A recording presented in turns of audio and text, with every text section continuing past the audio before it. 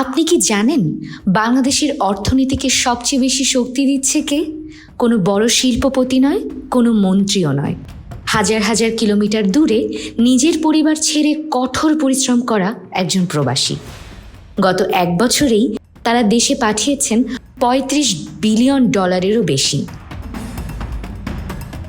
কিন্তু প্রশ্নটা হলো, যে মানুষগুলো দেশের অর্থনীতিকে শক্তিশালী করছে, তারা কি নিজেরাই সেই সম্মান আর মূল্যায়ন পাচ্ছেন?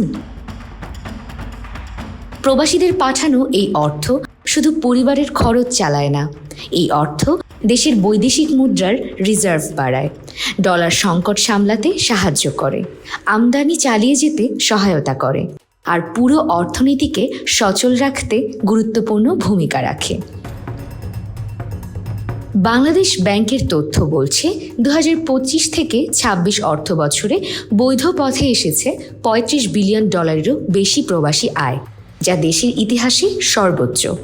অর্থনীতিবিদদের মতে বৈধ পথে টাকা কামানো বেড়েছে, হুন্ডির ব্যবহার কমেছে, আর নতুন নীতিগত পরিবর্তনও এই প্রবৃদ্ধিতে ভূমিকা রেখেছে।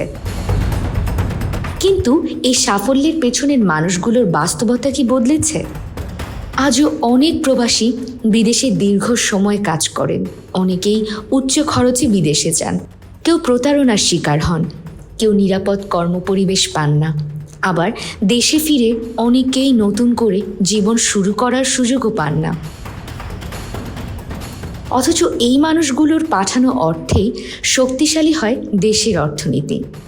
সংখ্যা বাড়ছে, রেমিটেন্স বাড়ছে, রিজার্ভও শক্তিশালী হচ্ছে। কিন্তু একটি প্রশ্ন এখনও রয়ে গেছে, প্রবাসীরা কি শুধু বৈদেশিক মুদ্রা পাঠানোর মানুষ, নাকি তারা এমন নাগরিক যারা সম্মান, নিরাপত্তা এবং আরও ভালো সুযোগ পাওয়ার যোগ্য?